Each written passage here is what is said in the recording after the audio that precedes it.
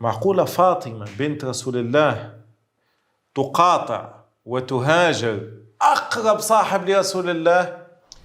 هي علاش قاطعته؟ حاجتين: يا إما هي من أهل الدنيا حاشاها، وأنها تريد المال وأبو بكر ما عطاهاش حكاية فلوس، أو ما صدقتوش. هو في التجارب السابقة الأنبياء والرسل يورثوا ولا؟ بالقرآن يورثوا، وورث سليمان وداود. لذلك هي الزهراء. سليمان نبي، السيدة فاطمة ماهيش نبي. الأنبياء يورثوا، داود نبي ورث ولده. هو فعلا يرثني ويرث من آل يعقوب. فعلا إذا كان الأنبياء والرسل ما يورثوش لصغارهم، مش كومش يورثوا؟ هو تسأل منطقي، فهمت؟ هو الأصل أنه الجميع يورث إلا من خرج بالدليل. هو قال بوك ما يورثش، وهو ما قالش أنا من ورث، قال نحن معاشر الأنبياء. معاشر الأنبياء هم في القرآن يورثوا. لذلك قالت له يعني تحبني نصدقك ونكذب القرآن؟ أنا القرآن يقول لا أرث.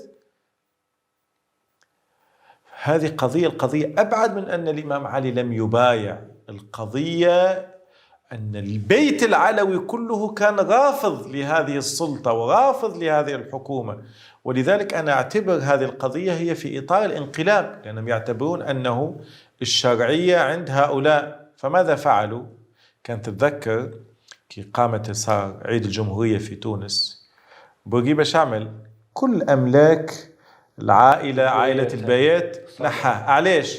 يخاف أنهم تستثمر هذه الأموال في الرجوع للحكم. وهذا الذي حصل.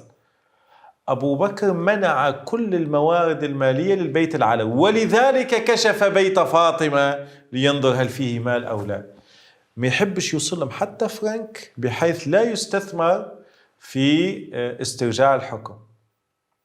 لذلك قضية لابد تفهم في إطار صراع سياسي، حصول انقلاب عسكري على شرعية مأخوذة من النبي صلى الله عليه وسلم. ولكن الرسول قناة تغيير مود.